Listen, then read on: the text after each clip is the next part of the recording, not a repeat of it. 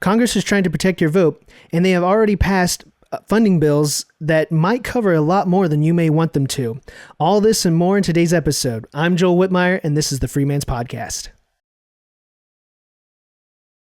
All right, so like we've started doing, we're going to look at three things about two different bills today that are currently making their way through Congress. One of them has already passed, but we still need to look at it because it passed recently, and it's something that's going to pass every year because it's one of their funding bills. But the first one that we're going to look at that is actually very important, and I would say it is of the utmost importance that this type of thing would pass. It is H.R. 22. It's already passed the House. It's in the Senate, and the Senate is, they're just being iffy on whether they're going to pass it or not. So you might need to get on your phone and call your senator and get them to start working on it. And this is what it is. This is the Safeguard American Voter Eligibility Act, or the SAVE Act. Now, this is put forward by Representative Chip Rogers. I believe he's from the state of Texas. This bill requires individuals to provide documentary proof of U.S. citizenship when registering to vote in a federal election. Okay, so you have to have ID to prove your citizenship to register for a federal election. Specifically, the bill prohibits states from accepting and processing an application to register to vote in a federal election unless the applicant presents documentary proof of U.S. citizenship.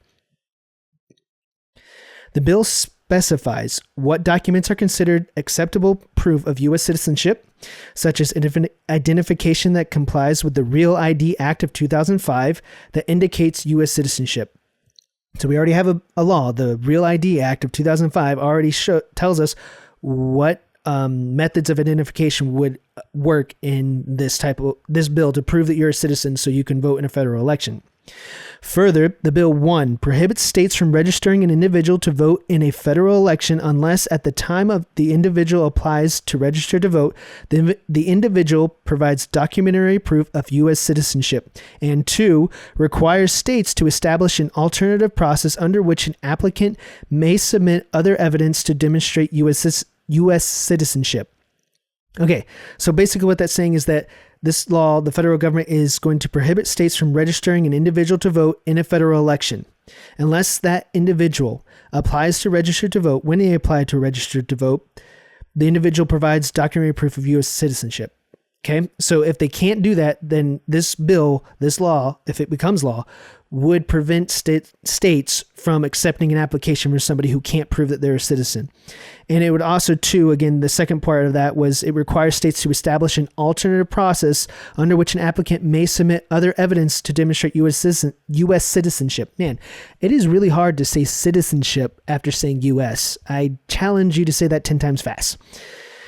Each state must take affirmative steps on an ongoing basis to ensure that only U.S. citizens are registered to vote, which shall include establishing a program to identify individuals who are not U.S. citizens using information supplied by certain sources.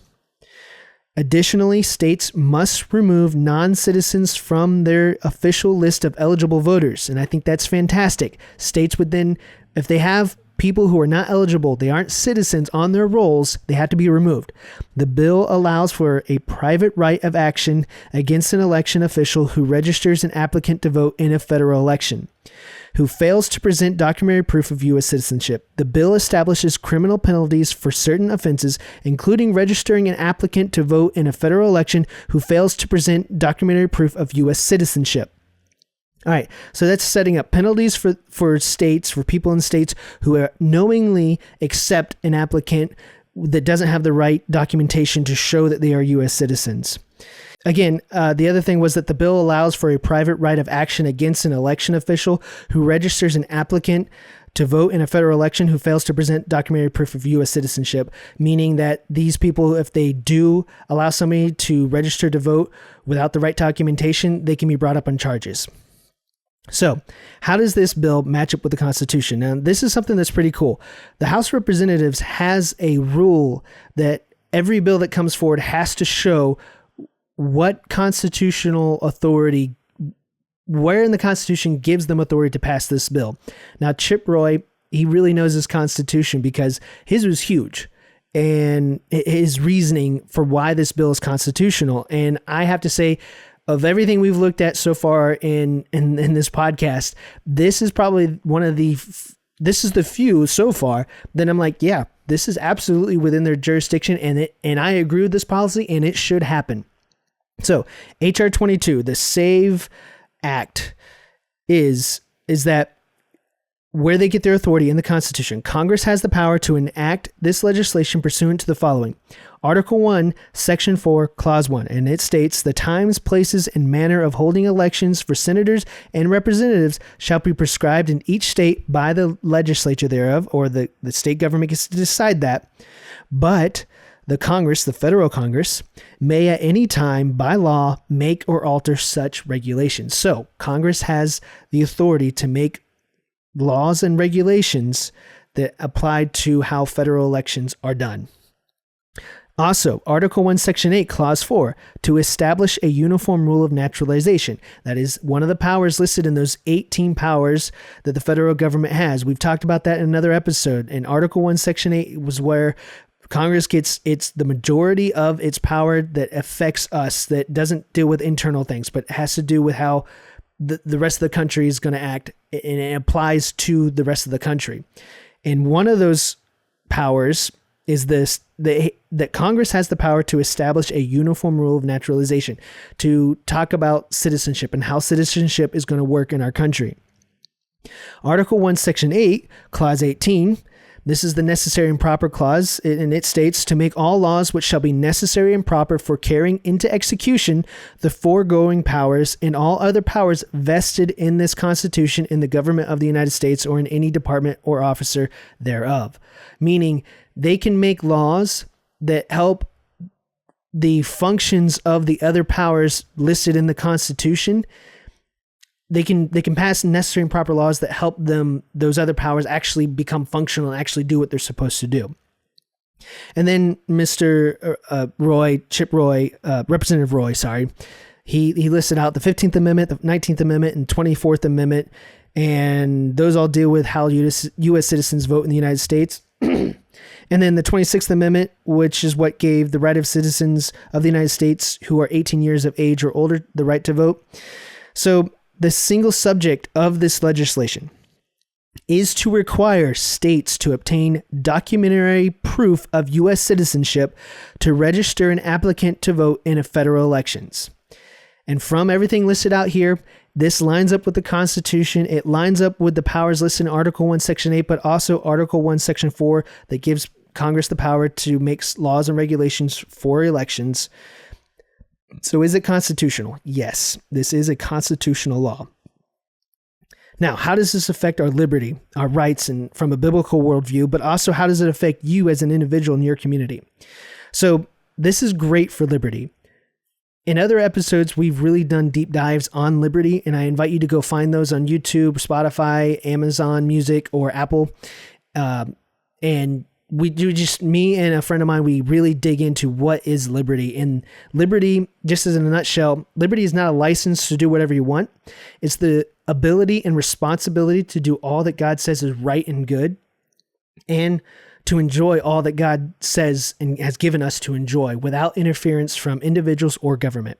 So that's liberty in a nutshell.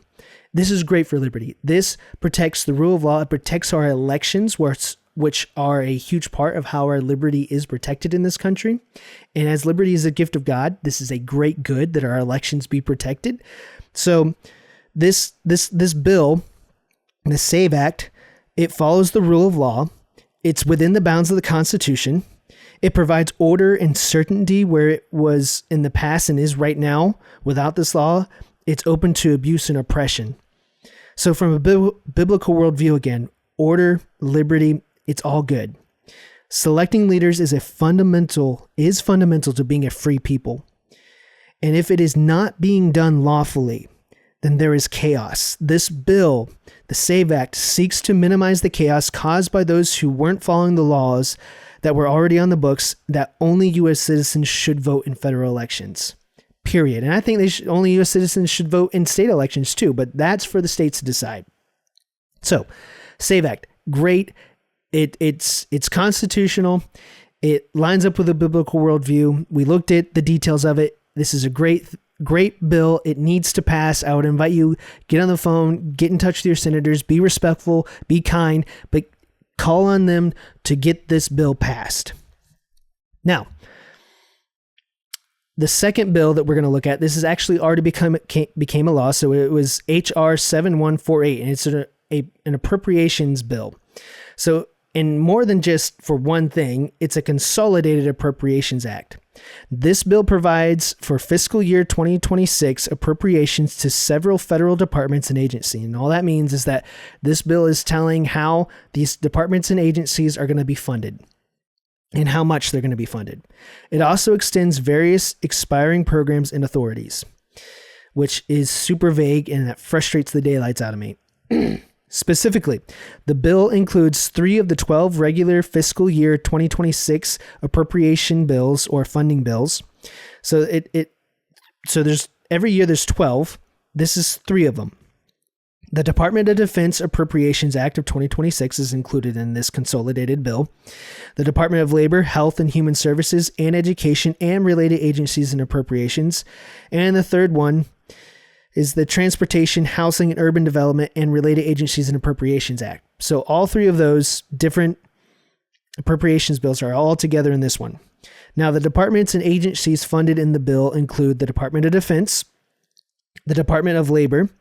Now, I wanted to know what each of these departments were for. The Department of Defense is the only one in this whole list that was an original department set up by the Constitution under the executive of George Washington, under his authority. It was called the Department of War now. It was the Department of Defense, but it's also now called the Department of War under our current president. So that one is what it sounds like. It's there for war, to facilitate the function of our military to win our wars and protect our people, for defense. So the Department of Labor. Now, this purpose of the Department of Labor is to foster, promote, and develop the welfare of the wage earners, job seekers, and retirees of the United States, improve working conditions, advance opportunities for profitable employment, and assure work-related benefits and rights. So that's one of the departments that's being funded. The next department that's being funded in this Consolidated Appropriations Act is the Department of Health and Human Services. Now, the mission of the U.S. Department of Health and Human Services is to enhance the health and well-being of all Americans by providing for effective health and human services and by fostering sound, sustained advances in the science underlying medicine, public health, and social services. So the Department of Education is the next one. This one's mission is to promote student achievement and preparation for global competitiveness by fostering educational excellence and ensuring equal access. Congress established the U.S. Department of Education on May 4th, 1980. And the only reason I'm getting into that when they established it in this one is because it was listed on their mission statement. But it was May 4th, 1980. Congress made a law, created the Department of Education. In the Department of Education Act, in the Department of Education Organization Act is the bill that created this. Under this law, the Department of Education's mission is to strengthen the federal commitment to assuring access to equal education opportunity for every individual, supplement and complement the efforts of states, the local school systems, and other instrumentalities of the states, the private sector, public and private nonprofit educational research institutions, community-based organizations, parents, and students to improve the quality of education, and on it's going to go. So you get the picture. There's a lot the Department of Education is supposed to do. The Department of Transportation. Now, this one, the mission of the U.S. DOT, or the Department of Education, is to ensure our nation has the safest, most efficient, and modern transportation system in the world that improves the quality of life for all American people and communities, from rural to urban, and increases the productivity and competitiveness of American workers and businesses. All right, and then the Department of Housing and Urban Development is the last one that's included in this appropriations bill. Now, this mission and vision for the Department of Housing and Urban Development, the mission is to create strong, sustainable, inclusive communities and quality, affordable homes for all. The Department of Housing and Urban Development is working to strengthen the housing market to bolster the economy and protect consumers, meet the need for quality, affordable rental homes, utilize housing as a platform for improving quality of life, and build inclusive and sustainable communities free from discrimination. And then several other related agencies. What? Like, if you go read Article 1, Section 8 of the U.S. Constitution, if you go read the entire U.S. Constitution, you will not find any mention for anything for the Department of Housing and Urban Development or for the Department of Transportation. Though I would say you can maybe argue that one from the Commerce Clause, even a correct understanding of the Commerce Clause of they have the power to regulate commerce, buying and selling, but among the states, not in the states, individual states, but among the states, and transportation could do that. Maybe you could argue that. But going on, the Department of Education isn't mentioned in the Constitution or anything to do with promoting education like that. The Department of Health and Human Services is not. And the Department of Labor is also not, though I'm sure they'll try to say that the Commerce Clause allows them to do that. I completely disagree because there are a lot of internal things about labor that the federal government doesn't have the power to regulate. And what's more is that these regulatory agencies, these departments that are not constitutional, they have the power to make rules and regulations without our consent that have the force of law, that can bind us, that can fine us, that can imprison us, and it's all being done without our consent. I'm gonna talk about this and probably talk about this till I'm blue, or they just, the podcast just gets shut down or something. I don't know. Administrative agencies are not constitutional, and they violate the rule of law because they're not based in our consent, which is what the Constitution and the Declaration of Independence says is the foundation for our laws. So these government agencies are making laws that are arbitrary. That means they're not based in justice. They're not based in law. They have nothing backing them except the experts' expertise. Are we serious? Like, if we the people want our government to regulate education or housing and urban development or transportation or any of these things, fine, pass a constitutional amendment. But until then, there is nothing in the Constitution. Therefore, they are unjust, unconstitutional, unlawful agencies, and they got to go because they are causing a lot of havoc and chaos in our lives. Now, not going to get into what the rest of the, well, actually, I'll touch on a little bit more that the bill gets into. It extends to several expiring programs and authorities, meaning it's these expiring programs and authorities, the bill extends them. It says, okay, we're going to keep doing these things. One is the U.S. Grain Standards Act. Again, where in the Constitution does the government have the power to regulate grain? The Commodity Futures Trading Commission's whistleblower program, the National Flood Insurance Program, where is that in the Constitution? The authority for the Forest Service to use the Agriculture Conservation Experience Service Program. Oh my goodness, are they wordy? The Transportation Security Administration Reimbursable Screening Services Program, the Motor Carrier Safety Advisory Committee, several authorities and programs related to cybersecurity. We won't even get into them. That's just what's listed is just several authorities and programs related to cybersecurity. And if you go read the entire bill, they are listed out in details. This is just a summary I've got right now. Going to skip some. The U.S. Parole Commission, the authority for the U.S. Sentencing Commission to promulgate certain guidelines or amendments related to the use of unmanned aircraft, certain bankruptcy fees. Now, maybe that's constitutional because the Constitution does give laws to set up like how to deal with bankruptcies. So maybe that actually might be constitutional. Hey, we found one. Trade preferences for Haiti and eligible countries in sub-Saharan Africa and several healthcare authorities and programs. So I've already spoiled it, but a second thing we always look at. So we look at what a bill is. The second thing is how does it match up to the Constitution, the founder's intention? Well, again, Article 1, Section 8 lists out the 18 powers that the federal government is allowed to do. It's like the founding fathers gave the federal government 18 things like, hey, you can pass laws on these things, Nothing else. Okay? Now, this is how Congress has argued it has the power to make the law. So, because remember, I think we touched on it just a minute ago, the House of Representatives has to list out its constitutional authority. This is how H.R. 7148, this appropriations bill, this is how they say they have the authority to do this. They say Congress has the power to enact this legislation pursuant to the following. The principal constitutional authority for this legislation is Clause 7 of Section 9 of Article 1, or Article 1, Section 9, Clause 7 of the Constitution of the United States. This is the appropriation power, which states no money shall be drawn from the Treasury but in consequences of appropriations made by law. And that's true.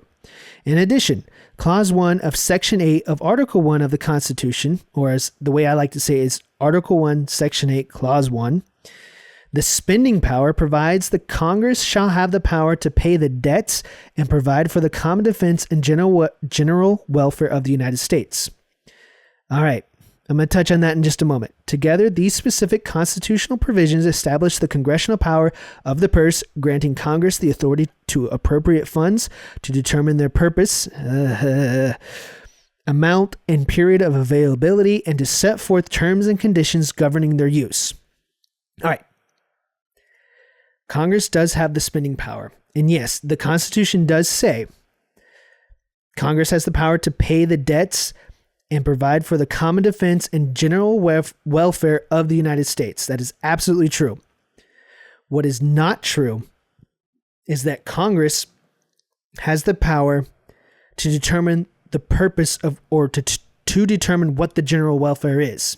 The general welfare is defined by the intentions of our founders in establishing the Constitution. What they wrote it to be is that the general welfare is only contained in the remaining 17 powers of Article 1, Section 8, and any other power mentioned in the Constitution.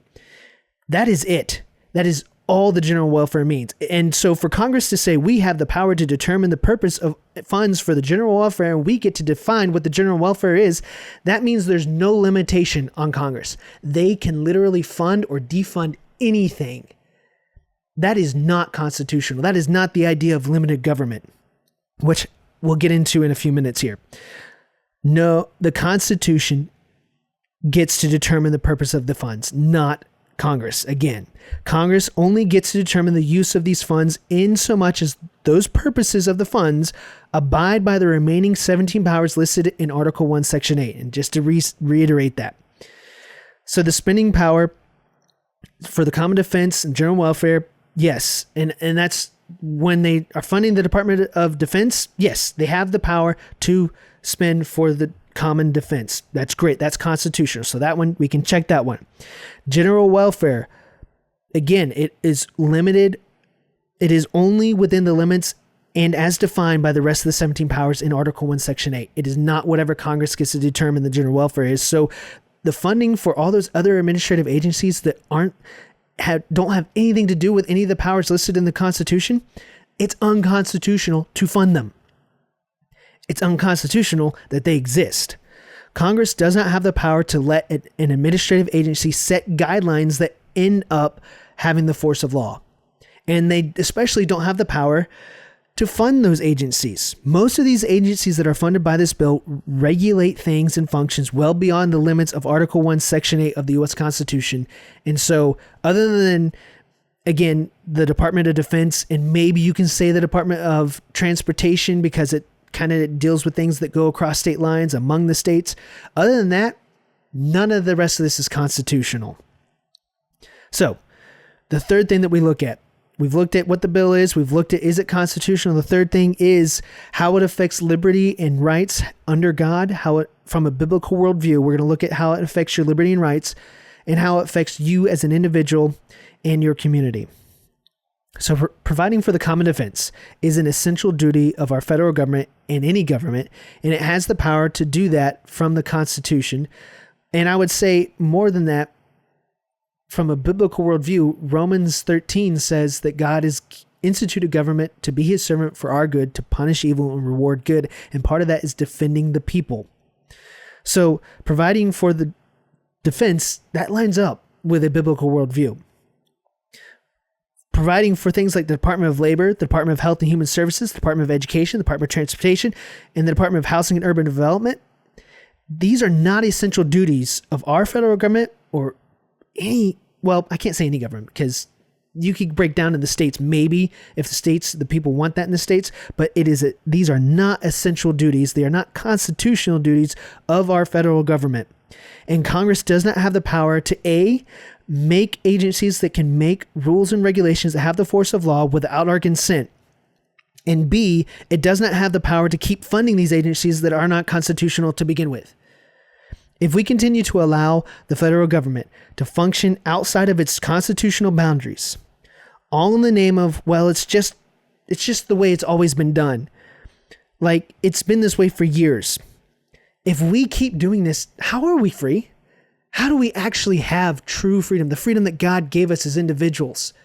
The freedom that was meant to be protected by our federal and state governments. How are we free if we keep letting our governments operate outside the boundaries that are set in law?